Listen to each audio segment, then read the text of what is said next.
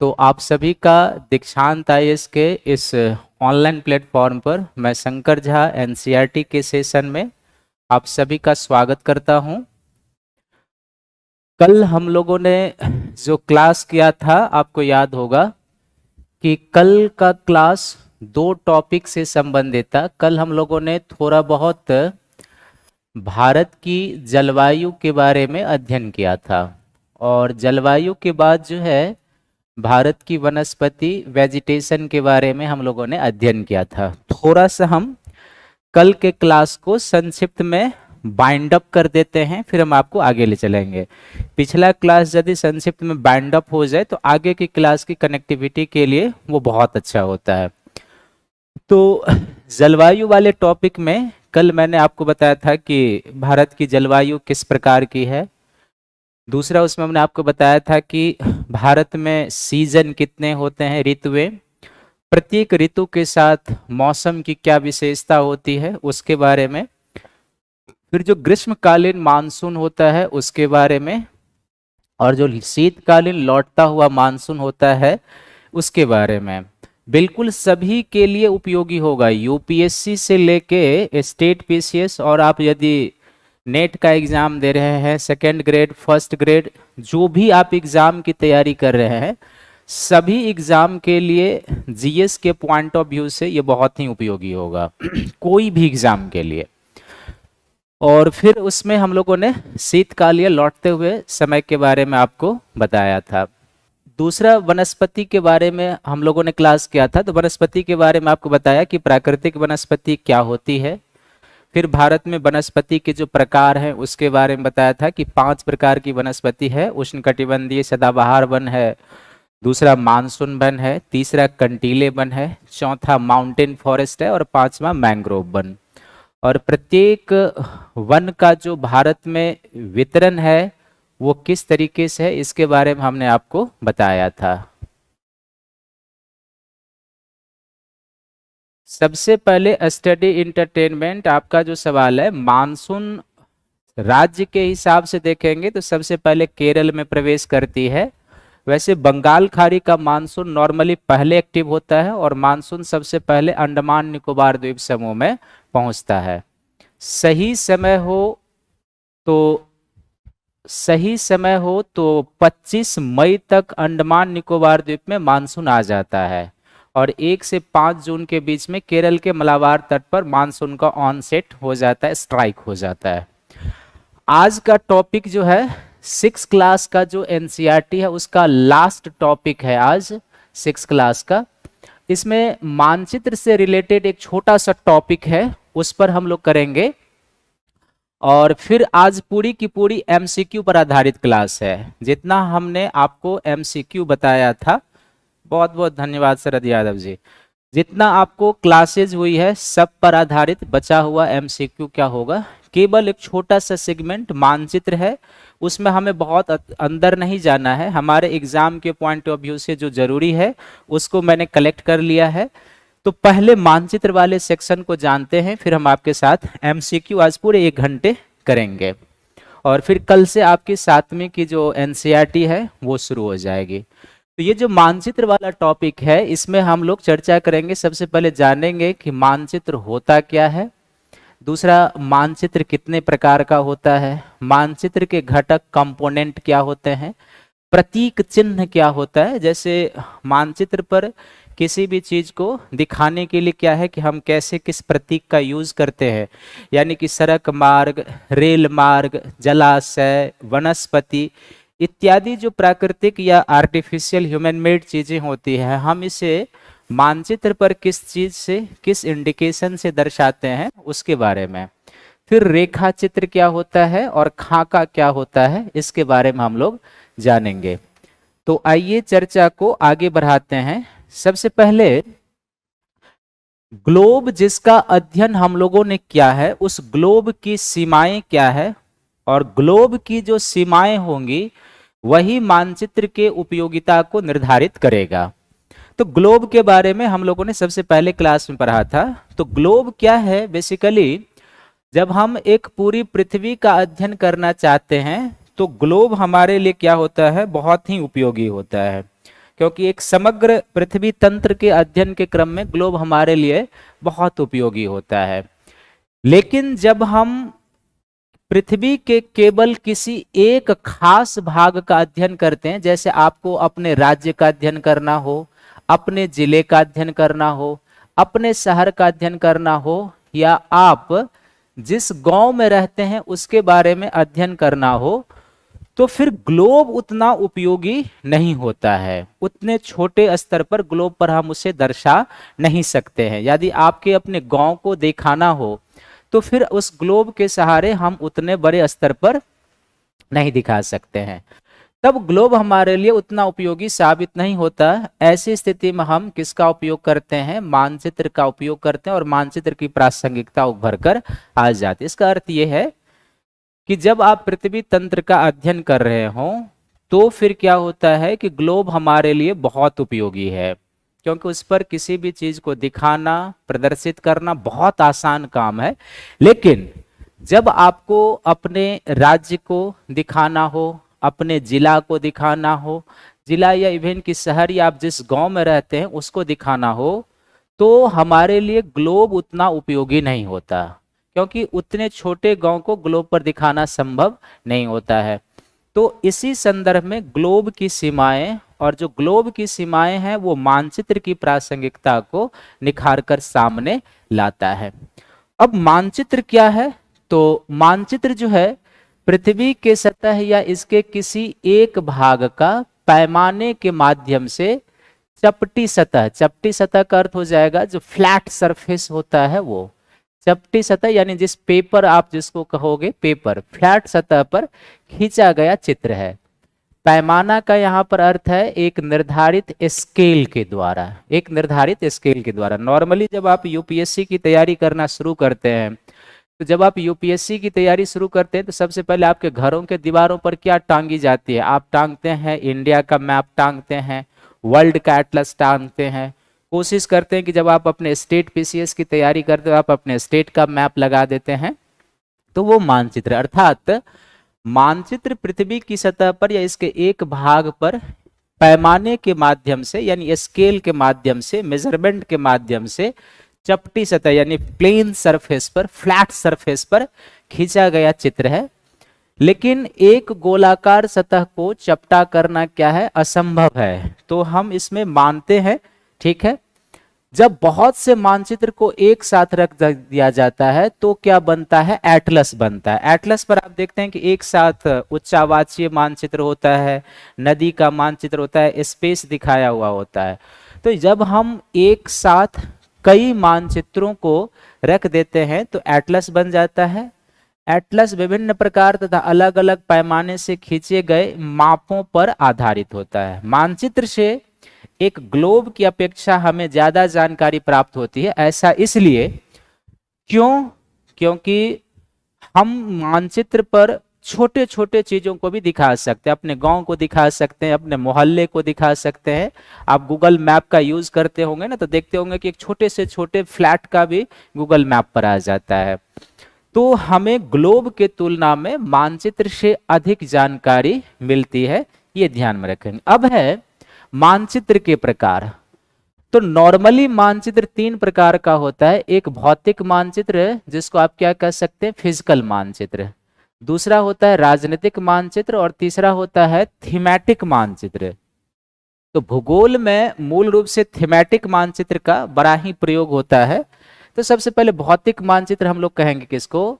कि पृथ्वी की प्राकृतिक आकृतियों जैसे पर्वत, पठार हो, मैदान हो, नदी हो, महासागर हो इत्यादि को प्रदर्शित करने वाला जो मानचित्र होता है उसको हम लोग भौतिक या उच्चावाचीय मानचित्र कहते हैं। अर्थात प्रकृति के द्वारा निर्मित जो आकृतियां होती है, तो चाहे वो पर्वत हो, पठार हो, मैदान हो, नदी हो, महासागर हो, द्वीप हो, इन स्थलाकृतियों या उच्चावाचों को प्रदर्शित करने के लिए हम जिस मानचित्र का प्रयोग करते हैं हम उसे क्या कहते हैं? फिजिकल मानचित्र कहते हैं।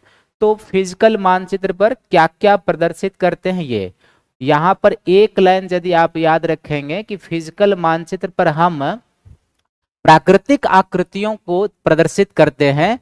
तो फिर आपसे यदि कभी पूछे जाएंगे प्रश्न में कि फिजिकल मानचित्र क्या है या भौतिक मानचित्र पर हम किन चीजों को प्रदर्शित करते हैं, तो यदि आप एक लाइन याद रखेंगे कि प्राकृतिक आकृतियां, तो उसमें यदि ऑप्शन में पर्वत है, पठार है, मैदान है, नदी है, झील है, महासागर है, द्वीप है, कुछ भी है, तो आप आराम से इसको टिक करके निकाल सकते हैं कि हाँ ये प्राकृतिक मानचित्र पर दिखाया जाएगा या फिर किस पर, भौतिक मानचित्र पर। दूसरा जो पॉलिटिकल मानचित्र होता है, इस पर हम किसको दिखाते हैं, तो राज्य को दिखाएंगे, नगर को दिखाते हैं, शहर को दिखाते हैं, गांव को दिखाते हैं। विश्व के जो विभिन्न देश हैं तथा राज्यों की जो सीमाएं होती है उसको दर्शाने वाला जो मानचित्र होता है उसको राजनीतिक मानचित्र कहते हैं। यानी कि जो पॉलिटिकल मानचित्र है वो क्या है, तो इस पॉलिटिकल मानचित्र या वह मानचित्र जिस पर हम विश्व के विभिन्न देश को दिखा सकते हैं, देश के अंतर्गत राज्य को, जिले को, शहर को और साथ ही साथ गांव को प्रदर्शित कर सकते हैं, उसको हम लोग क्या कहते हैं, पॉलिटिकल मानचित्र कहते हैं। ये पॉलिटिकल मानचित्र की विशेषता। और थीमेटिक मानचित्र जो होता है, इस मानचित्र पर हम जैसे सड़क को चिन्ह के रूप में, वर्षा को, वन को, उद्योग को आदि के वितरण को दर्शाने के लिए जो मानचित्र प्रयोग में लाया जाता है उसको हम लोग क्या कहते हैं, थीमेटिक मानचित्र कहते हैं। थीमेटिक मानचित्र में दी गई सूचना के आधार पर हम उसको प्रदर्शित करते हैं। थीमेटिक मानचित्र जो होता है एक तरीके से काल्पनिक मानचित्र भी होता है, अनुमानित मानचित्र आप कह सकते हो, जिस पर हम सड़क को, वर्षा को, वन को, उद्योग को प्रदर्शित करने के लिए मानचित्र का प्रयोग करते हैं, उसको क्या कहते हैं, थीमेटिक मानचित्र। तो प्रश्न यहां से ये हो सकता है कि निम्नलिखित में से किसको थीमेटिक मानचित्र पर दिखाया जाएगा, निम्नलिखित में से किसको पॉलिटिकल मानचित्र पर दिखाया जाएगा, निम्नलिखित में से किसको भूआकृतिक मानचित्र पर या फिजिकल मानचित्र पर दिखाया जाएगा, ये आपको ध्यान में रखना है। तो तीन तरीके के मानचित्र और तीनों का जो अर्थ है वो आपने देख लिया है। अब है कंपोनेंट ऑफ मैपिंग। तो मानचित्र के तीन घटक होते हैं, एक दूरी डिस्टेंस, एक दिशा डायरेक्शन और एक प्रतीक। मानचित्र पर दूरी का अर्थ होता है कि जैसे आप देखते हैं कि जब कभी गांव में जमीन की मापी होती है, हम सीधा सा आपको एग्जांपल देते हैं, आप उसको समझिए। जब आप देखते होंगे कि दो पक्षों के बीच जमीन की मापी कराई जाती है, तो वहां पर जो सरकारी अमीन होते हैं बहुत जगह पे या प्राइवेट अमीन आते हैं और आप देखते होंगे कि वो एक स्केल से डिस्टेंस को मापते हैं। बिल्कुल विशंबर प्रताप जी सही है, स्केल से डिस्टेंस को मापते हैं। तो मानचित्र पर थोड़े से जगह को बड़े डिस्टेंस में दिखाया जाता है, ये आपको ध्यान में रखना होगा। तो वो दूरी, दिशा होता है, जैसे आप देखते होंगे कि मानचित्र पर जब भी आप यूज करते हैं तो चार मेन दिशा, उत्तर, दक्षिण, पूर्व और पश्चिम लिखा हुआ होता है, और फिर इसका जो डायगोनल होता है तो ये उत्तर पूर्व लिखा होता है। यहाँ पर आप देखेंगे कि जो दक्षिण पूर्व होता है, फिर यहाँ पर दक्षिण पश्चिम दिशा और यहाँ पर उत्तर पश्चिम दिशा। तो चार प्रमुख दिशाएं और उसके बाद जो डायगोनल वाली होती है वो दिशा के रूप में मैप पर हम लोग यूज करते हैं। और दिक् सूचक होता है कि इसकी सहायता से किसी स्थान की दिशा, डायरेक्शन का पता लगा सकते हैं। दिक् सूचक बेसिकली क्या है, एक यंत्र है जिसकी सहायता से मुख्य दिशाओं, मेन डायरेक्शन का पता लगाया जाता है। इसकी जो चुंबकीय सुई की दिशा होती है हमेशा किधर होती है, उत्तर दक्षिण, नॉर्थ पोल और साउथ पोल को ये व्यक्त करता है। तो दिक् सूचक क्या है, एक लाइन में याद रखना है कि दिक् सूचक एक प्रकार का यंत्र है जिसकी सहायता से हम मुख्य दिशाओं के बारे में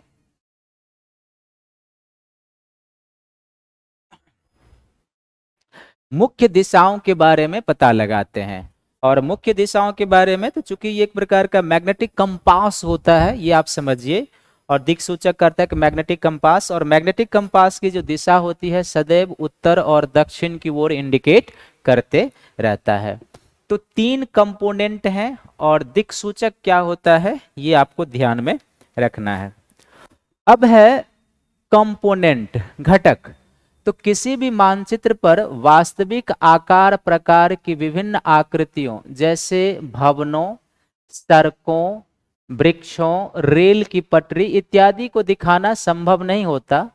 वे निश्चित अक्षरों, छायाओं, रंगों, चित्रों का उपयोग करके दिखाए जाते हैं। इस पहले लाइन का अर्थ है, आप इसको ध्यान से समझिए कि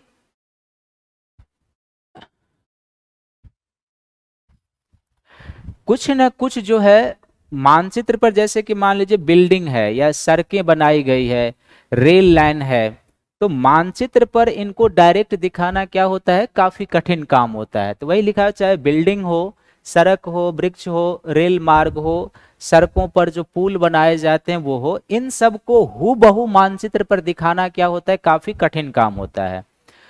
तो इन चीजों को मानचित्र पर प्रदर्शित करने के लिए क्या करना होता है, कुछ प्रतीक चिन्हों का प्रयोग किया जाता है, कुछ रंग का प्रयोग किया जाता है, कुछ सिंबल्स के प्रयोग किए जाते हैं।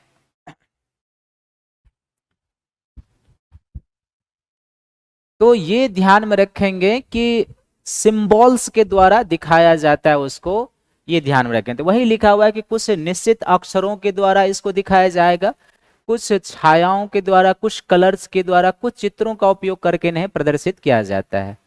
प्रतीक की विशेषता ये होती है कि कम स्थान में अधिक जानकारी प्रदान करते। अब जैसे मान लीजिए कहीं पर पुल को दिखाना हो, तो पुल को दिखाना कठिन काम होता है, लेकिन मानचित्र पर पुल को प्रतीक के रूप में, इस रूप में दिखा दिया जाता है। इस तरीके से जब आप देखते हैं जहां पर भी, ये मान लीजिए कि पुल का इंडिकेशन होता है। तो प्रतीक, वैसे भी जो सिंबल होता है, प्रतीक होता है, हम उसका अर्थ निकालते हैं, ये आपको ध्यान से याद रखना है। तो कम स्थान में अधिक जानकारी प्रदान करते हैं। इन प्रतीकों के इस्तेमाल के द्वारा मानचित्र को आसानी से खींचा जा सकता है और इसका अध्ययन भी करना आसान हो जाता है। और इस प्रतीक के उपयोग के संबंध में एक इंटरनेशनल सहमति है, जिसको हम लोग क्या कहते हैं, रूढ़ प्रतीक कहते हैं। यानी कि मानचित्र पर जो प्रतीक के माध्यम से दिखाते हैं उस पर क्या है, इंटरनेशनल सहमति है। और इंटरनेशनल सहमति होने के कारण जो है उस पर हम लोग किस चीज का प्रयोग करते हैं, रूढ़ चिन्ह का प्रयोग करते हैं। अब कुछ जो रूढ़ चिन्ह है आपको यदि दिखाई दे रहा होगा तो देखो, रेलवे लाइन को दिखाने के लिए ये बड़ी लाइन का ट्रैक का इंडिकेशन है, ये मीटर लाइन के ट्रैक का इंडिकेशन है, और ये रेलवे स्टेशन का है। सड़कों को दिखाने के लिए तो देखो, ये जहां पर दो स्ट्रेट लाइन इस तरीके से पैरेलल हो, ये पक्की सड़क का है, और ये कच्ची सड़क का रूढ़ चिन्ह है। सीमा, इस अंतरराष्ट्रीय सीमा को प्रदर्शित करने के लिए इस तरह के प्रतीक के चिन्ह का, राज्य सीमा को प्रदर्शित करने के लिए सेम लेकिन थोड़े से कम डार्क, और जिले की सीमा को प्रदर्शित करने के लिए इस तरह के प्रतीक चिन्ह का हम लोग प्रयोग करते हैं। नदी को दर्शाने के लिए ये है प्रतीक चिन्ह, कुआं को इस तरीके से दर्शाते हैं, तालाब को इस प्रतीक चिन्ह के माध्यम से, नहर को इस तरह से, और पुल को इस तरीके से। यानी अभी हमने आपको बताया था कि पुल को इस तरीके के प्रतीक चिन्ह से दिखाते हैं। मंदिर, अब बड़े मंदिर हैं उसको हूबहू उस पर तो दिखाया नहीं जा सकता है, तो मंदिर को इस प्रकार के प्रतीक चिन्ह से, गिरजाघर को इस प्रकार के प्रतीक चिन्ह से, मस्जिद को इस प्रकार के प्रतीक चिन्ह से, और छतरी को इस प्रकार के प्रतीक चिन्ह से दिखाया जाता है। Post office PO, post office और telegraph office PTO, police station PS, बस्ती को इस तरीके के इमेज से, कब्रिस्तान को इस तरीके से, और पेड़ और घास को ये। तो ये जो प्रतीक चिन्ह है इसी के माध्यम से क्या होता है कि मानचित्र पर चीजों को प्रदर्शित किया जाता है, और इससे क्या होता है कि चीजों को दिखाना आसान हो जाता है और समझना भी हमारे लिए क्या होता है, आसान होता है। तो इतना आपको कोई जरूरी नहीं है कि याद रहे, लेकिन यदि याद रहता है तो मानचित्र पर जो कुछ चीज आप देखने के लिए जाएंगे, तो यदि ये रूढ़ चिन्ह आपको याद रहते हैं तो मानचित्र को देखना समझना आपके लिए बहुत आसान हो जाएगा। मानचित्र को देखना समझना क्या होगा, आपके लिए बहुत आसान हो जाएगा। तो इतना आपको थोड़ा सा याद रखना है। इसके अलावा मानचित्र में जलाशय को दिखाने के लिए नीले रंग का प्रयोग किया जाता है, पर्वतों को दिखाने के लिए भूरे रंग का, पठार को दिखाने के लिए पीले रंग का और मैदान को दिखाने के लिए हरे रंग का प्रयोग किया जाता है। ये थोड़ा सा इंपॉर्टेंट है, आप इसको याद रखेंगे। ये मैच करने के लिए भी आ सकता है कि जलाशय को प्रदर्शित करने के लिए, यानी आप मानचित्र पर जब भी देखेंगे तो ग्रीन कलर में यानी कि नीले रंग में जलाशय दिखाया होगा तो वो आप समझ जाएंगे जलाशय का एरिया है। भूरे रंग का जो एरिया होगा वो माउंटेन का है, पीले रंग का पठार का प्लेट्यू का है और हरा रंग जो है प्लेन को प्रदर्शित करता है। रेखा चित्र क्या होता है? तो यह एक आरेखन है जो पैमाने पर आधारित ना होकर याददाश्त और स्थानीय प्रक्षण यानी स्थानीय ऑब्जर्वेशन पर आधारित होता है। कभी कभी किसी क्षेत्र के एक कच्चे आरेखन की आवश्यकता वहां के एक स्थान से दूसरे स्थान के सापेक्ष दिखाने के लिए किया जाता है। इस प्रकार के कच्चे आरेख को बिना पैमाने की सहायता से खींचा जाता है, इसे हम रेखाचित्र मानचित्र कहते हैं। रेखाचित्र मानचित्र क्या होता है, आप इसको सिंपल वे में समझिए। सबसे पहला रेखाचित्र मानचित्र की पहली विशेषता होती है कि ये पैमाने पर आधारित नहीं होता है, स्केल पर आधारित नहीं होता है। किस पर होता है? तो हमारी आपकी याददाश्त पर होता है। और हम इसका प्रयोग किस संदर्भ में करते हैं? तो हम इसका प्रयोग बेसिकली एक स्थान से दूसरे स्थान को कहीं जाते हैं तो एक जो माइंड मैप आप खींचते हो वो बेसिकली रेखा चित्र है। उदाहरण के लिए समझने के लिए कि आप दिल्ली में नेहरू विहार में रहते हैं, आपके एक मित्र आए हैं आपसे दिल्ली में पढ़ाई करने के लिए और उसे दीक्षांत ऑफिस जाना है, वो देखा नहीं है। आप दीक्षांत के स्टूडेंट रहे हैं। अब आप अपने मित्र को क्या कीजिएगा कि एक पेज पर रोड का आप आउटलाइन मैप बना के दे दीजिएगा कि नेहरू विहार से ऐसे निकलोगे, इस रोड से यहाँ पर ऐसे टर्न होगा, यहाँ पर ऐसे टर्न होगा और ऐसे करके तुम दीक्षांत के ऑफिस में पहुंच जाओगे। तो ये कोई स्केल पर नहीं आप खींचते हैं, बल्कि आपकी अपनी जो याददाश्त है कि आप जो दीक्षांत के ऑफिस बार बार आए हैं क्लास करने के लिए, वो आपके माइंड में बना हुआ है। और उसी माइंड मैप पर आपने क्या किया है, एक पेज पर लाइन खींच के आप अपने मित्र को वो डायरेक्शन बता दिए हैं कि ऐसे चले जाओगे तो आप दीक्षांत के ऑफिस या क्लासरूम पहुंच जाओगे। तो इस तरीके से जो माइंड मैप हम लोग बनाते हैं उसको हम लोग क्या कहते हैं? रेखा चित्र। एक स्थान से दूसरे स्थान के लिए वो रेखा चित्र होता है। नेक्स्ट एक और इसी तरीके से है खाका। खाका क्या होता है? तो एक छोटे क्षेत्र का बड़े पैमाने पर खींचा गया रेखा चित्र क्या कहलाता है? खाका कहलाता है। एक बड़े पैमाने वाले मानचित्र से हमें बहुत सी जानकारियां प्राप्त होती, लेकिन कुछ ऐसी चीजें होती है जो हम कभी कभी जानना चाहते हैं। जैसे मान लो आप जिस कमरे में हो उस कमरे की लंबाई और चौड़ाई आपको जाननी हो, जिसे आप मानचित्र पर नहीं दिखाया जा सकता है। उस समय हम लोग क्या करते हैं? बड़े पैमाने वाले एक रेखा चित्र खींच लेते हैं, जिसे क्या कहा जाता है? खाका कहा जाता है। तो खाका भी एक तरीके से रेखा चित्र के जैसा ही होता है, बस अंतर यही है इसमें कि हम इसका नॉर्मली मानचित्र पर किस रूप में दिखाते हैं, लंबाई चौड़ाई यदि किसी कमरे की किस तरह की चीजों का निकालना हो तो दिखाते हैं। क्लियर है सभी का? कोई डॉट इसमें? तो इतना इसमें था जिसको आपको याद रखना है। बहुत सारी चीजें इसमें समझने, थोड़ा सा एक दो चीज जो आपको रिपीट करा देते हैं। सबसे पहले मानचित्र क्या है, दो तीन लाइन में ये याद रखना है आपको। टाइप्स ऑफ जो मैप है, भौतिक मानचित्र, राजनीतिक मानचित्र और थीमेटिक मानचित्र, तीनों में क्या अंतर है, तीनों पर हम किस किस चीज को प्रदर्शित करते हैं, ये याद रखना है। मानचित्र के कंपोनेंट क्या होते हैं, वो दिक् सूचक किसे कहते हैं वो। फिर मानचित्र का जो कंपोनेंट है वो क्या है, प्रतीक चिन्ह को यदि कुछ याद रखते हैं आप, तो जब आप एटलस पर जाएंगे तो आपको एटलस ज्यादा समझ में आएगा, उस पर आपको अच्छे से काम कर पाएंगे आप। क्लियर है? और रेखा चित्र क्या है आपको मैंने एग्जाम्पल देके बता दिया है, और खाका क्या है ये मैंने आपको एग्जाम्पल देके बता दिया है। क्लियर है सभी का?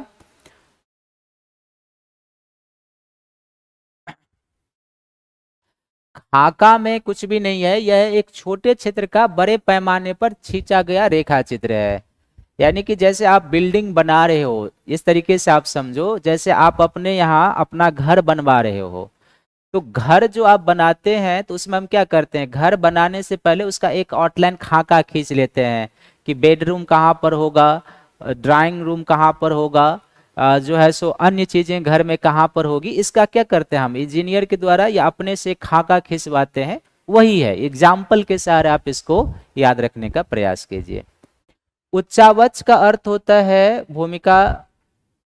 उच्चावच एक व्यापक शब्द है जो कई अर्थों को अपने आप में समाहित किए हुए है। नॉर्मल इसका उच्चावच का अर्थ होता है कि धरातल और महासागर के नितल पर जो पाई जाने वाली विभिन्न प्रकार की स्थलाकृति होती है, जैसे पर्वत, पठार, मैदान, भ्रंश, कैनियन, गॉर्ज, इन सभी को सामूहिक रूप से हम लोग उच्चावच या रिलीफ कहते हैं। फिर से एक बार आप समझ लीजिए, उच्चावच जो है धरातल पर और महासागर के नितल पर पाई जाने वाली विभिन्न प्रकार की जो आकृतियां होती है, स्थलाकृतियां होती है, ऐसी स्थलाकृतियां जिनका निर्माण पृथ्वी के आंतरिक बल और बाहरी बलों के प्रभाव से होता है, उनको सामूहिक रूप से हम लोग क्या कहते हैं, उच्चावाच कहते हैं, रिलीफ कहते हैं, स्थलाकृति कहते हैं। इन्हें हम तीन कैटेगरी में रखते हैं। प्रथम श्रेणी का उच्चावच होता है, द्वितीय श्रेणी का उच्चावच होता है और तृतीय श्रेणी का उच्चावच होता है। तो फर्स्ट रैंक रिलीफ में कॉन्टिनेंट और ओशियन को शामिल करते हैं। They mainly originated due to endogenetic force. Second rank relief में हम लोग पर्वत, पठार, संरचनात्मक मैदान, वृंश, वलन, इस तरीके की जो टोपोग्राफियां होती है उसको रखते हैं। एंड थर्ड रैंक रिलीफ में हम लोग इरोजनेबल और डिपोजिशनल टोपोग्राफी रखते हैं, जो नदी के द्वारा बनते हैं, पवन के द्वारा बनते हैं, सागरीय तरंगों के द्वारा बनते हैं, ग्लेशियर के द्वारा बनते हैं, पेरी ग्लेशियर जिसको परिहिमानी स्थलाकृति कहते हैं उसके द्वारा बनते हैं। क्लियर है सभी का, कोई डाउट? तो इसके बाद जो है केवल आज एमसीक्यू का सेशन है। लाए एमसीक्यू सभी के सामने।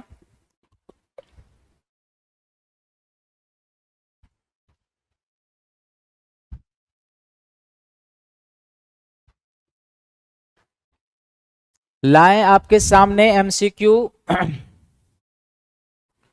तो दो तीन टॉपिक का मैंने एमसीक्यू कराया भी था, उसको छोड़ के शेष बाकी जो बचे हुए टॉपिक हैं उसका हम लोग एमसीक्यू करेंगे। चलो सभी लोग तैयार हो जाओ और ध्यान से आंसर करना है। ये सब आपको करा चुके हैं, अक्षांश रेखा सब के बारे में। सीधा आपको लिए चलते हैं 23वें नंबर प्रश्न से होगा। सुमेलित कीजिए, ये सब आपका हो चुका है। घूर्णन गति का परिणाम, परिक्रमण गति का परिणाम। हाँ अब आ जाओ, यहां से आपका 22 प्रश्न तक हो चुका है। 23वें प्रश्न से पहला प्रश्न है आज का कि निम्नलिखित में से किसे थीमेटिक मानचित्र पर प्रदर्शित करते हैं? पृथ्वी की प्राकृतिक आकृतियों को, दूसरा राज्य, नगर, शहर तथा गांव को प्रदर्शित करने वाले, सड़क, उद्योग और वर्षा मानचित्र को प्रदर्शित करने वाले। तो इसमें से थीमेटिक मानचित्र पर हम किसको प्रदर्शित करेंगे ये आप लोगों को चयन करना है। Quick fast fast. थीमेटिक मानचित्र अभी हम लोग पढ़े हैं और उसी से पहला प्रश्न है।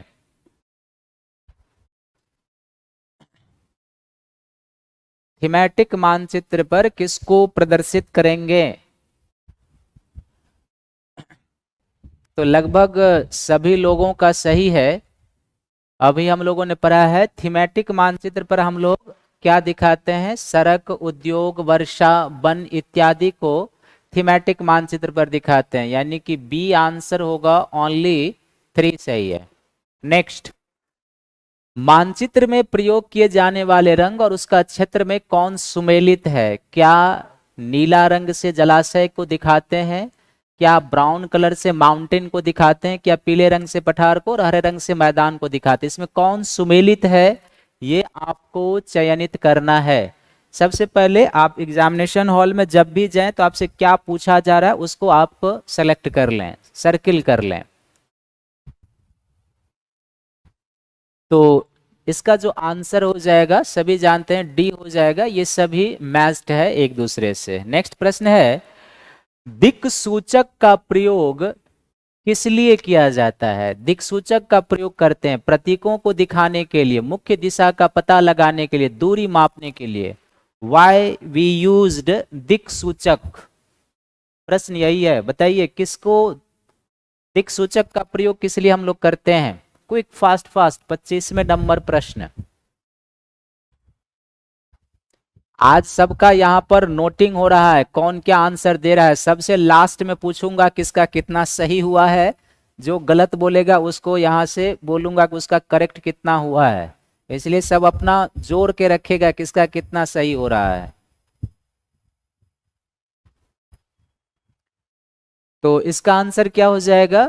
Only two. मुख्य दिशा का मेन डायरेक्शन का पता लगाने के लिए हम लोग दिक्सूचक का यूज करते हैं, बी सही है। नेक्स्ट, निम्नलिखित में सत्य कथन का चयन करें। देखो एग्जामिनेशन में फायदा क्या मिलता है इस तरीके से कि हमें सबसे पहले ये देखना चाहिए कि क्या हमसे पूछा जा रहा है, सत्य क्या। पहला, न्यूजीलैंड के एडमंड हिलेरी और भारत के तेंजिंग शेरपा 29 मई 1953 को माउंट एवरेस्ट पर चढ़ने वाले पहले व्यक्ति थे। दूसरा है, जापान की जुंको तोबाई विश्व की पहली महिला जिसने माउंट एवरेस्ट पर 16 मई 1975 को कदम रखा था। तीसरा, बचेंद्री पाल भारत की पहली महिला जिसने 23 मई 1984 को एवरेस्ट पर कदम रखा था। क्या सही है? Quick fast. आप सबका स्नेह प्यार मेरे साथ है, मैं बहुत अच्छा हूं। तो इसका आंसर क्या हो जाएगा? डी है। ये तीनों सही है। और देखो तीनों में कॉमन क्या चीज है कि तीनों ही जो ये माउंटेन क्लाइंबिंग की घटनाएं हुई है मई में हुई है। एक 29 मई को हुआ है, एक 16 मई को हुआ है और एक 23 मई को। तो तीनों में कॉमन यही है कि सभी माउंटेन क्लाइंबिंग की जो घटनाएं हैं ये मई महीने। नेक्स्ट, ऑस्ट्रेलिया महाद्वीप के संदर्भ में सत्य क्या है आपको ये निकालना है। पहला, पूर्णतः दक्षिणी गोलार्ध में अवस्थित है, विश्व का सबसे छोटा महाद्वीप है और हम इसे द्वीपीय महाद्वीप भी कहते हैं। ये सब पढ़ाया हूं। तो बताइए ऑस्ट्रेलिया महाद्वीप के संदर्भ में सत्य क्या है? पॉलिटिकल साइंस का सर, बहुत अच्छी बात है। तो ऑस्ट्रेलिया महाद्वीप जो है, जो आप इसको मैप को दिमाग में लाओ और देखो कहाँ पर है ऑस्ट्रेलिया महाद्वीप। कुछ इस तरीके से आप इसका मेंटल इमेज बनाए। यहाँ से 0 डिग्री निकल जाएगा, पूर्णतः दक्षिणी गोलार्ध में, विश्व का सबसे छोटा है। और हम इन्हें द्वीपीय महाद्वीप इसलिए कहते हैं क्योंकि ये चारों तरफ से सागरीय जल से घिरा हुआ है, इसलिए हम इन्हें द्वीपीय महाद्वीप कहते हैं। तो इसका आंसर क्या हो जाएगा? डी आंसर होगा। ऑल करेक्ट है ऑस्ट्रेलिया के बारे में। नेक्स्ट, दक्षिण अमेरिका महाद्वीप के बारे में असत्य क्या है? देखो यहां पर सर्किल कर दिया हूं। What is the demand of the question? असत्य क्या है? विश्व की सबसे लंबी पर्वत श्रृंखला इस महाद्वीप में अवस्थित है। दूसरा है, विश्व की सबसे लंबी नदी अमेजन प्रवाहित होती है। यह उत्तर अमेरिका महाद्वीप से मैगलन जल संधि से अलग होता है। What is wrong given statement? इसमें से क्या गलत है ये निकालना है 28वें नंबर प्रश्न में। Quick fast fast. तो देखो सबसे पहले गलत निकालना है ना, तो ये पहला स्टेटमेंट सही है कि विश्व की सबसे लंबी पर्वत श्रृंखला जो एंडीज है इसी महाद्वीप में है। तो पनामा नहर से लेके मैगलन जल संधि तक। विश्व की सबसे लंबी नदी अमेजन नहीं है, बल्कि विश्व की सबसे लंबी नदी नील नदी है जो अफ्रीका महाद्वीप में प्रवाहित होती है। तो ये गलत। यह उत्तर अमेरिका महाद्वीप से किससे अलग है? आपको बताया होंगे है, आपको याद होनी चाहिए कि उत्तर अमेरिका और दक्षिण अमेरिका को अलग करने वाला जो नहर है वो कौन सा है? पनामा नहर है। आपको याद होना चाहिए पनामा नहर है, मैगलन जल संधि नहीं। और पनामा नहर कहाँ पर है? तो आपको याद है कि आपको बताए हैं कि दक्षिण अमेरिका के मुख्य भूभाग से उसके एक द्वीप है जिसका नाम है टेरा डेल फ्यूगो। याद है कुछ? तो टेरा डेल फ्यूगो को दक्षिण अमेरिका के मुख्य भूभाग से अलग करती है। ये है मैगलन जल संधि जो प्रशांत को अटलांटिक से जोड़ती है। तो तीसरा भी गलत है, यानी 2 और 3 गलत है। जिन्होंने सी आंसर किया है उनका सही है। नेक्स्ट प्रश्न है, अंटार्कटिका महाद्वीप में अवस्थित भारतीय शोध केंद्र कौन कौन सा है? दक्षिणी गंगोत्री, मैत्री, भारती, हिमाद्री। अंटार्कटिका महाद्वीप में इसमें हमारा कौन सा शोध केंद्र है? तो 29 नंबर प्रश्न में क्या हो जाएगा?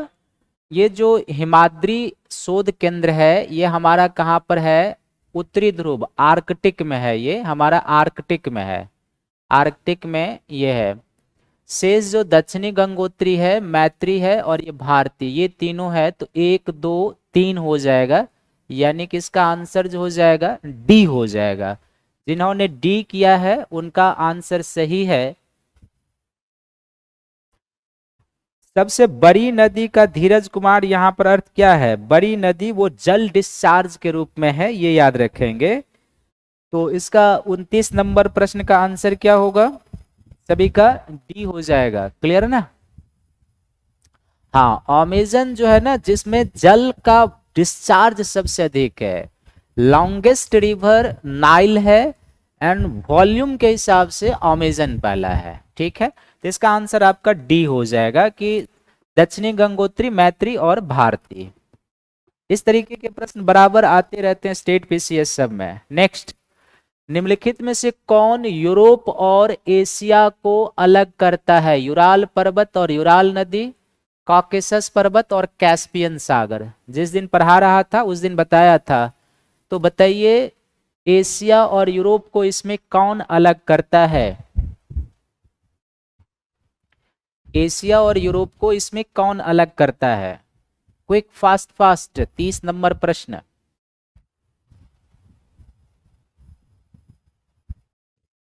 तो क्या होगा इसका आंसर? इसका आंसर बड़े तौर पर देखोगे तो दोनों ही सही है। यूराल पर्वत और यूराल नदी के साथ साथ कॉकेसस पर्वत और कैस्पियन सागर भी होगा। आप देखोगे यहाँ पर इस तरीके से कैस्पियन सागर है और कैस्पियन सागर, और यहाँ पर काला सागर है, यहाँ पर काला सागर, थोड़ा सा मैप को याद कीजिए, ये कैस्पियन सागर है। कैस्पियन सागर और काला सागर के बीच का जो माउंटेन रेंज है जो एशिया और यूरोप को अलग करता है, ये कॉकेसस पर्वत है, कॉकेसस पर्वत है। तो फिजिकली जो है ना, ये भी आपसे प्रश्न पूछ सकता है कि कॉकेसस पर्वत की अवस्थिति कहाँ पर है? तो कॉकेसस पर्वत कैस्पियन सागर और काला सागर के बीच में अवस्थित है। और यूराल पर्वत, यूराल नदी आपको बताया ही था कि यूराल नदी यूराल माउंटेन से निकलती है, कैस्पियन सागर में आती है, और फिर कैस्पियन सागर कॉकेसस माउंटेन अलग करता है। यहाँ से जाएंगे तो आपको यूराल नदी मिल जाएगी और फिर आपको यूराल पर्वत। तो इस तरीके से इधर का जो लैंडमास हो जाएगा वो यूरोप का, और इधर का जो हो जाएगा वो एशिया का हो जाएगा। तो कराया था, ये आपको ध्यान में रखना है। तो आपका आंसर क्या हो गया? सी आंसर आपका हो गया। नेक्स्ट प्रश्न है, अटलांटिक महासागर के संदर्भ में सत्य कथन का चयन करना है। अटलांटिक महासागर के संदर्भ में सत्य कथन का। लगभग वृत्ताकार महासागर है, इसकी तटरेखा अधिक दंतुरित है। तीसरा, तट के सहारे प्राकृतिक बंदरगाह का विकास अधिक हुआ है। चौथा, व्यापार के दृष्टिकोण से संसार का सबसे व्यस्ततम महासागर है। तो अटलांटिक के बारे में कौन सा स्टेटमेंट सही है ये बताना है। हाँ, तो इसमें पहला क्या है? गलत है। अटलांटिक की जो आकृति है ये वृत्ताकार नहीं है, बल्कि अटलांटिक की आकृति जो है एस आकार की है। अटलांटिक की आकृति एस आकार, वृत्ताकार लगभग किसका है ये भी आपको बताया हूं कि लगभग वृत्ताकार आकृति जो है प्रशांत की, और लगभग ट्रायंगुलर शेप जो है वो हिंद महासागर की है। दूसरा सही है कि इसकी तटरेखा अधिक दंतुरित है, यानी कि कटा फटा है। और दूसरे के कारण तीसरा स्टेटमेंट सही है कि जहां पर तटरेखा अधिक कटा फटा हो वो प्राकृतिक बंदरगाह के विकास के लिए अधिक उपयोगी होता है। जैसे आप भारत के संदर्भ में देखेंगे तो भारत का जो पश्चिम तट है ना ये अधिक कटा फटा है, इंडेंशनल तट है, इसलिए पश्चिम तट के सहारे नेचुरल पोर्ट की संख्या अधिक है, जबकि पूर्वी तट के सहारे प्राकृतिक बंदरगाहों की संख्या कम है, क्योंकि पूर्वी तट स्ट्रेट और सीधा है। और व्यापार के दृष्टिकोण से संसार का व्यस्ततम महासागर है। खासकर उत्तरी अटलांटिक सबसे व्यस्ततम जलमार्ग का निर्माण करता है, क्योंकि उसके दोनों तरफ विकसित देश अवस्थित हैं। तो 2, 3 और 4 सही हो जाएगा, सी इसका आंसर है। नेक्स्ट है, निम्नलिखित में सुमेलित युग्म का चयन कीजिए। करेक्ट कौन है इसमें? ये क्या हिमालय बलित पर्वत का उदाहरण है? क्या ब्लैक फॉरेस्ट ज्वालामुखी पर्वत है? क्या वासजेस ब्लॉक पर्वत है? क्या किलिमंजारो हॉस्ट पर्वत है? तो आपको याद होगा जिस दिन धरातल के प्रमुख स्थल रूप पढ़ा रहे थे उस दिन आपको बताए थे, चूज कीजिए क्या हिमालय वलित पर्वत का एग्जाम्पल है, ब्लैक फॉरेस्ट क्या ज्वालामुखी माउंटेन है, वासजेस क्या ब्लैक ब्लॉक पर्वत है, और किलिमंजारो क्या हॉस्ट पर्वत है। Quick fast fast. तो देखो, हिमालय एक वलित पर्वत है, ये सही है। ब्लैक फॉरेस्ट ज्वालामुखी माउंटेन नहीं है। ब्लैक फॉरेस्ट जो है ना, ये ब्लॉक माउंटेन है, आपको बताए हुए थे पिछले क्लास में, ये ब्लॉक माउंटेन है। और ब्लॉक माउंटेन का फॉर्मेशन कैसे होता है ये भी आपको बताए हुए हैं। वासजेस पर्वत ब्लॉक माउंटेन है, सही है। किलिमंजारो पर्वत हॉस्ट पर्वत नहीं है, ये ज्वालामुखी माउंटेन है। ब्लैक फॉरेस्ट कहाँ पर पाया जाता है ये भी आपको बताए थे, ये जर्मनी में पाया जाता है, ये भी ब्लॉक माउंटेन है। वासजेस पर्वत फ्रांस में पाया जाता है और ये भी ब्लॉक माउंटेन है। किलिमंजारो पर्वत पूर्वी अफ्रीका का देश है, एक तंजानिया में अवस्थित है, ईस्टर्न अफ्रीकन रिफ्ट में अवस्थित ये माउंटेन है, तो ज्वालामुखी पर्वत है। तो अब आप देखो इसमें केवल क्या है, 2 सही है, पहला सही है और तीसरा सही है, बाकी दूसरा गलत है और चौथा गलत है। दूसरा ब्लैक फॉरेस्ट ज्वालामुखी ना होकर ब्लॉक माउंटेन है, और किलिमंजारो पर्वत हॉस्ट पर्वत ना होके ज्वालामुखी है। तो 1 और 3 सही है। कुछ लोगों ने A किया है, उनका सही है, और ऐसे लोगों को मैं हृदय से धन्यवाद देता हूं कि उन्होंने सही किया है। जो उन्होंने गलत किया है उनको जाके अपना नोट्स एक बार रिवीजन करना। नेक्स्ट, निम्नलिखित में सुमेलित युग्म का चयन कीजिए। फिर से एक बार, क्या फ्यूजियामा पर्वत जापान में है? क्या किलिमंजारो पर्वत कीनिया में है? क्या यूराल पर्वत रूस में है? तो इसका उत्तर तो निकल ही गया है। Quick fast fast. तो इसका जो आंसर होगा, पिछले प्रश्न में लगभग क्लियर था, अभी आपको बताए हैं कि जो किलिमंजारो पर्वत है ये कहाँ पर है, तो पूर्वी अफ्रीका का एक देश है तंजानिया। तंजानिया में मूल रूप से ये अवस्थित है, और ये एक तरीके से जो ईस्टर्न अफ्रीकन रिफ्ट है, जो संसार की सबसे लंबी भ्रंश घाटी है, उसमें एक माउंटेन के रूप में है, ज्वालामुखी पर्वत है। बाकी फ्यूजियामा पर्वत जापान में है और यूराल पर्वत रूस में है, ये दोनों सही है। तो 1 और 3 सही है, जिन्होंने सी आंसर किया है उनका सही है। नेक्स्ट, निम्नलिखित में कौन भ्रंश घाटी का उदाहरण है? रिफ्ट वैली याद होगा इस क्लास में, भ्रंश घाटी किसको कहते हैं, ग्रैबेन किसको कहते हैं, भ्रंश घाटी और ग्रैबेन में क्या अंतर है, ये सब आपको बताए हैं। तो आप बताइए इसमें से भ्रंश घाटी कौन है? राइन घाटी, मृत घाटी, नर्मदा घाटी, ताप्ती घाटी, कौन सा इसमें रिफ्ट वैली का एग्जाम्पल है? तो इसमें जो है ना, ऑल सही है, all are the example of rift valley. ये राइन घाटी जो है ना, भ्रंश घाटी का उदाहरण है, और इसी राइन घाटी से होकर राइन नदी प्रवाहित होती है। ऐड करते जाएंगे जो बता रहे हैं, राइन नदी प्रवाहित होती है, इसी से होकर राइन नदी प्रवाहित होती है।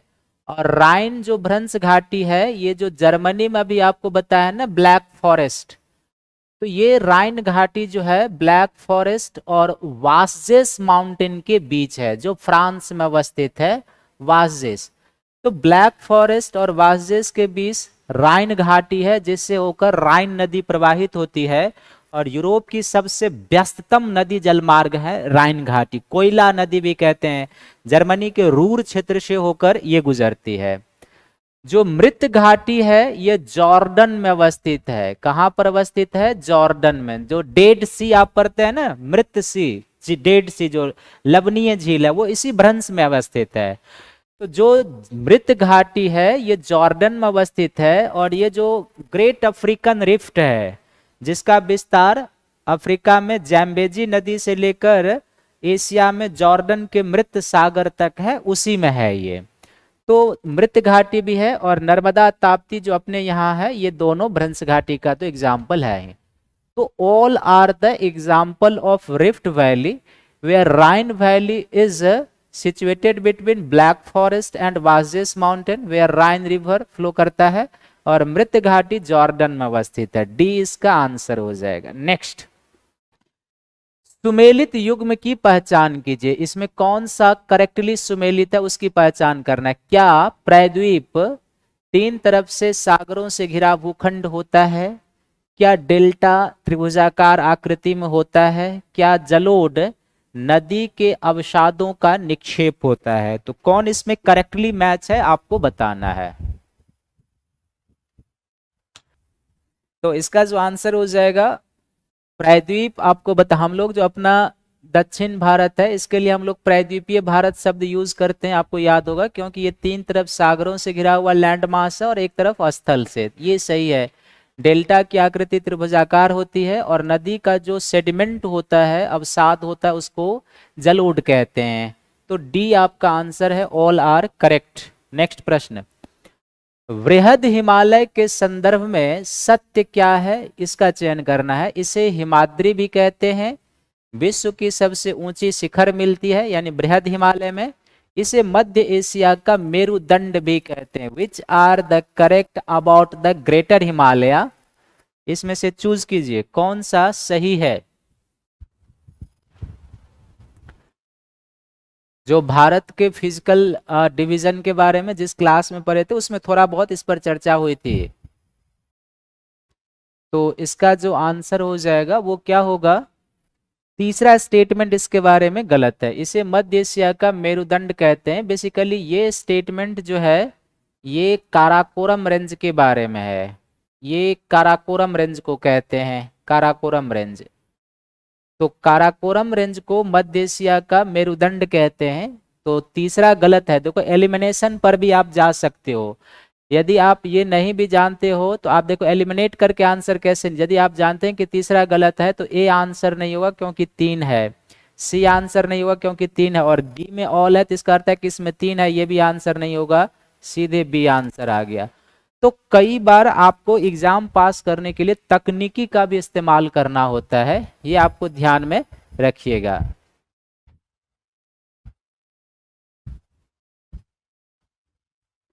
तो इस तरीके से एलिमिनेशन के प्रोसेस से भी आपको आंसर निकालने हैं। लक्षद्वीप के संदर्भ में सत्य क्या है?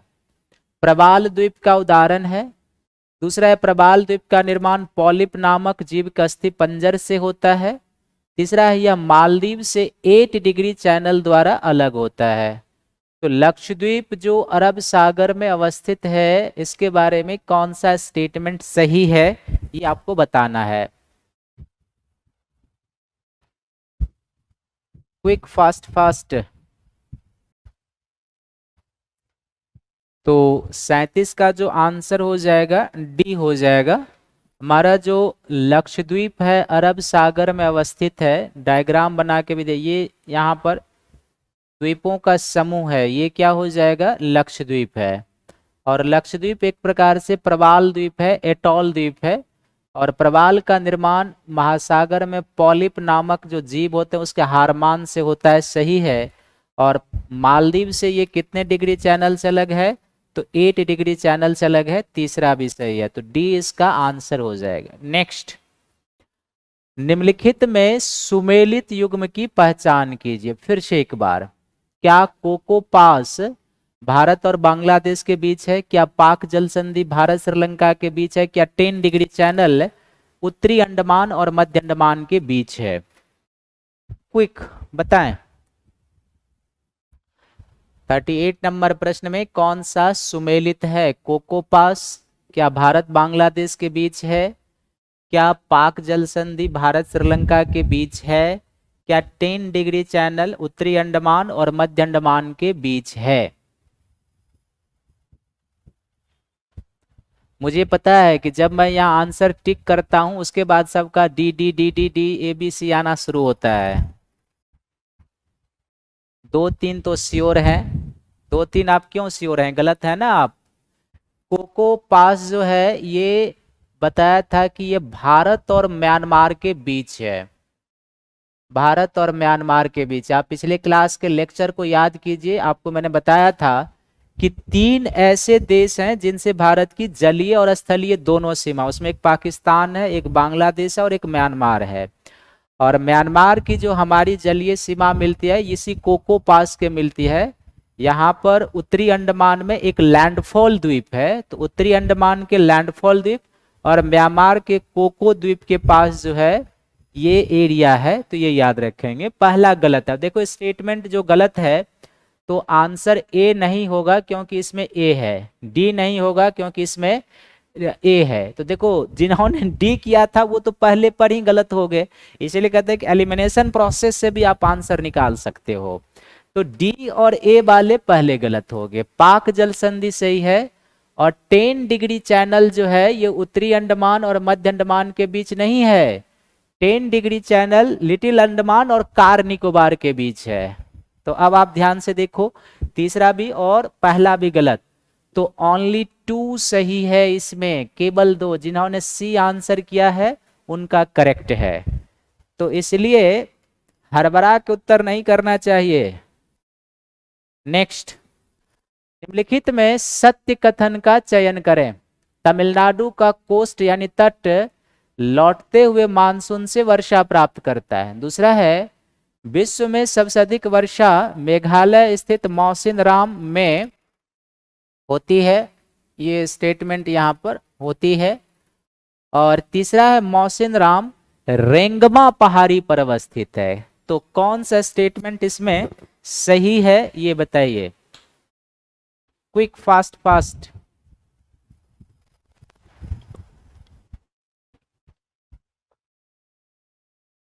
39 नंबर प्रश्न में क्या होगा सही? Quick fast fast. तमिलनाडु का तट लौटते हुए मानसून से वर्षा प्राप्त करता है। विश्व में सबसे अधिक वर्षा मेघालय में स्थित मौसिनराम में होती है।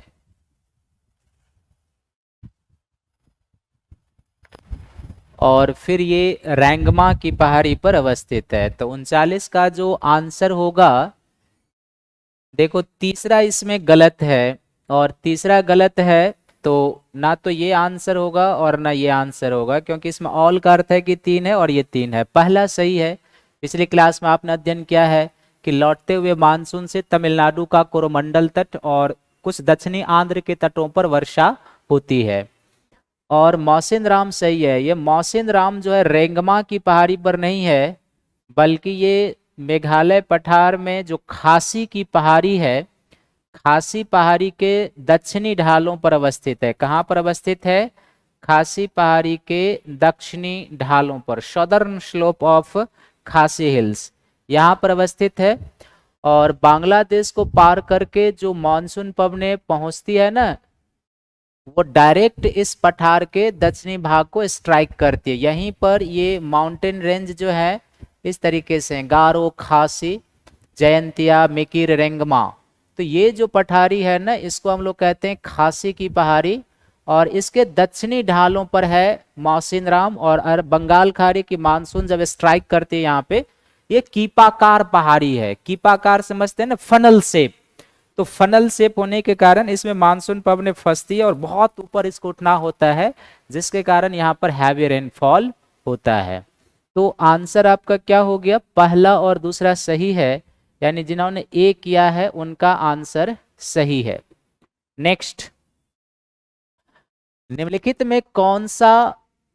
में से कौन भारत में उष्ण कटिबंधीय सदाबहार वन का क्षेत्र है? ट्रॉपिकल एवरग्रीन फॉरेस्ट भारत में इसमें कहाँ पाई जाएगी? अंडमान निकोबार द्वीप समूह, पूर्वी घाट पर्वत के संकरी पट्टी में, उत्तर पूर्वी राज्यों के कुछ हिस्सों में।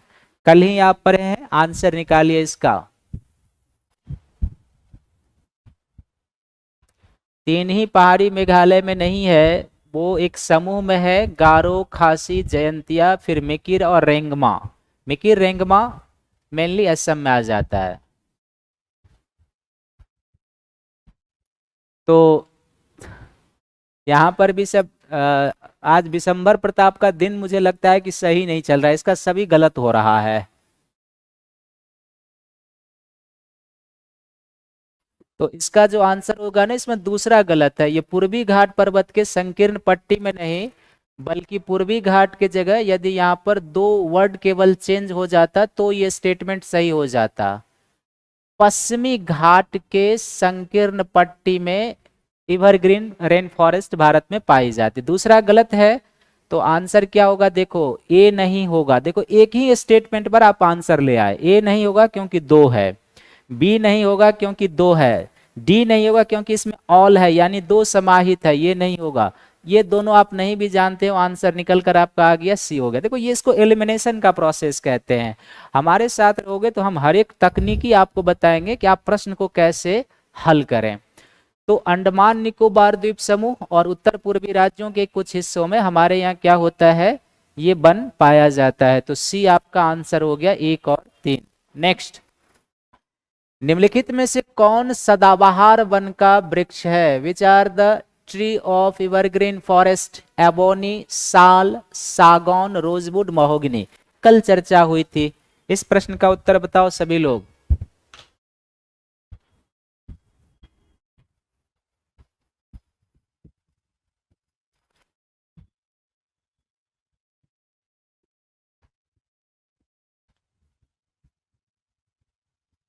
गलती से सीखने की जरूरत होती है, भागने की जरूरत नहीं होती है।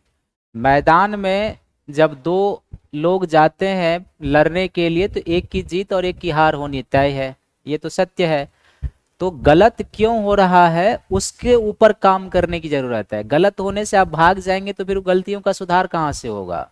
तो ये हमेशा ध्यान में रखें कि जब गलत हो तो एक बार दोबारा उस पर जाइए कि आखिर मेरा गलत क्यों हो रहा है। क्या हमने स्टडी नहीं की है, रिवीजन नहीं किया, क्या कारण है गलत होने का? गलत के कारणों को जब तक आप दूर नहीं करेंगे एग्जाम में ये परेशानियां और परेशान करेगी।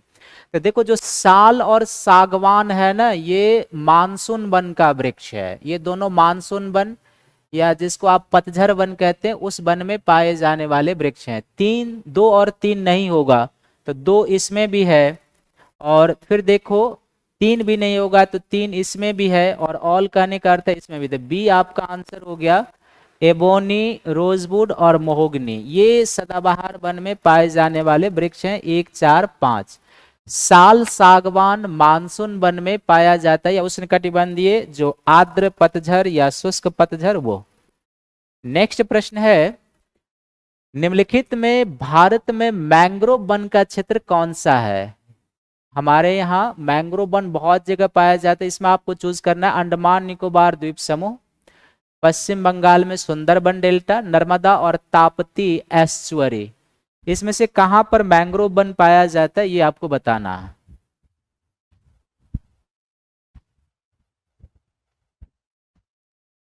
तो इसमें क्या हो जाएगा? 3 गलत है। नर्मदा और ताप्ती एस्चुअरी के पास नहीं, बल्कि ये अंडमान और पश्चिम बंगाल में जो सुंदरबन डेल्टा है वहां पर मिलता है। और सुंदरी इस वन का प्रमुख वृक्ष है, इसी के नाम पर उसका नाम सुंदरबन क्षेत्र भी पड़ा है। तो बी इसका आंसर हो जाएगा। वैसे आप ये याद रखना कि जो पूर्वी तटीय मैदान है उसमें बंगाल डेल्टा से लेके और वागाई नदी तक में हमें मिलती है ये, ठीक है ना, ये याद रखेंगे। तो बी इसका आंसर हो जाएगा। नर्मदा ताप्ती एस्चुअरी वहां पर डेल्टाई क्षेत्र है नहीं, इसलिए नहीं मिलता है।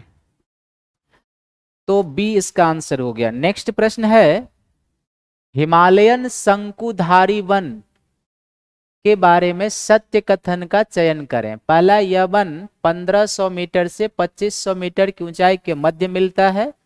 और दूसरा है, चीर, पाइन और देवदार के वृक्ष पाए जाते हैं, यानी कि शंकुधारी वन में चीर, पाइन और देवदार के वृक्ष पाए जाते। कौन शंकुधारी वन के बारे में सही है ये आपको बताना है।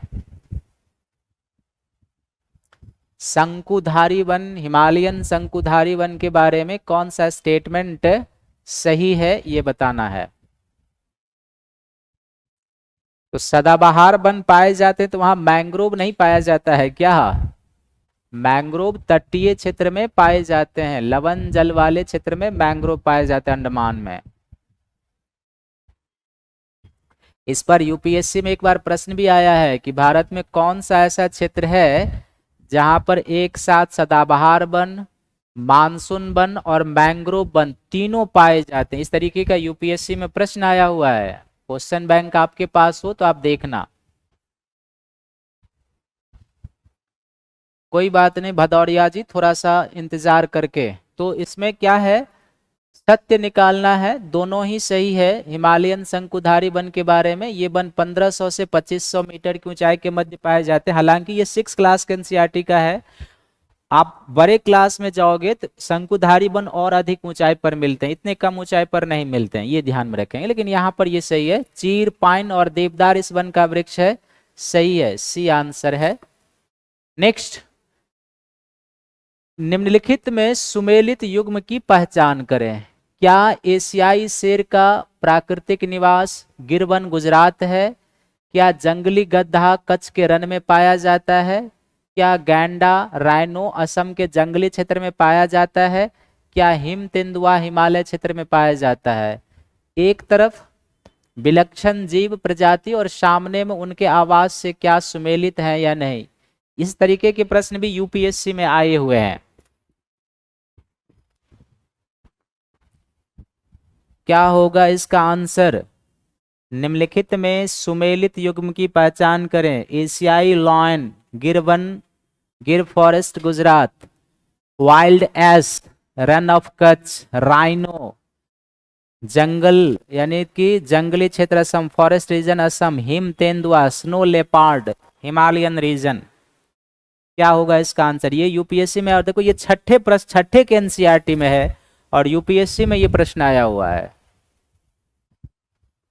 तो इसका आंसर क्या हो जाएगा? डी, ऑल सही है। यानी एशियाई शेर गुजरात के गिर वन में, जंगली गधा जो है कच्छ के रण में पाया जाता है, ये एकमात्र यहाँ पर इसका अभ्यारण्य है। गैंडा असम के साथ साथ पश्चिम बंगाल भी होगा, ये याद रखना, पश्चिम बंगाल। और हिम तेंदुआ हिमालयन क्षेत्र में पाया जाता है, स्नो लेपर्ड। चारों सही है, डी आपका आंसर है। क्लियर है सभी का? नेक्स्ट प्रश्न है और लास्ट प्रश्न है आज का कि निम्नलिखित में से कौन शीत ऋतु में भारत आने वाला प्रवासी पक्षी है? यानी इसमें से कौन शीत ऋतु में भारत आते हैं, आपको चूज करना है। साइबेरियन क्रेन, फ्लैमिंगो, पिंटेल बत्तख, यानी खौ यहां पर मिस कर चुका है, पिंटेल बत्तख, पेलिकन, स्टॉर्क और कर्लियो।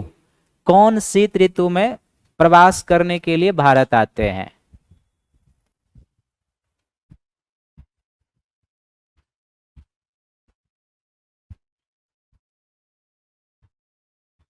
ये किसी का गलत नहीं होना चाहिए। लास्ट प्रश्न है आज का। अंत भला तो सब भला कहते हैं। ये क्लास में बताए हैं, पिछली क्लास में जब वेजिटेशन वाले क्लास हो रही थी तो ये सब बताया हुआ है। और यूपीएससी का इस तरीके का प्रश्न बड़ा ही फेवरेट होता है, वो पूछते हैं इस तरीके के प्रश्न। ये शायद कौन सा शब्द है? आंसर देने में जो आप लोग शायद वर्ड लगाते हैं, ये शायद क्या होता है? चलो, तो इसका आंसर क्या हो जाएगा? डी, ऑल, सभी आते हैं शीत ऋतु में। साइबेरियन क्रेन, फ्लैमिंगो, पिंटेल बत्तख, पेलिकन, स्टॉर्क और कर्लियो, ये सभी आते हैं इसमें शीत ऋतु में। तो कल से जो क्लास होगी वो 7th क्लास एनसीईआरटी का, कल से 7th क्लास एनसीईआरटी, और पहला टॉपिक होगा उसका कल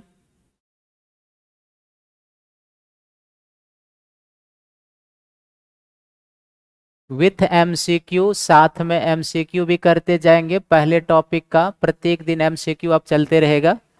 जो नए हैं वो क्लास का टाइम नोट कर लीजिए। प्रत्येक दिन मंडे टू सैटरडे इस क्लास की टाइमिंग है 6 PM से स्टार्ट होके लगभग 7:30 PM तक चलती है, कभी 5-7 मिनट आगे पीछे चलता है। तो सभी को थैंक्स है,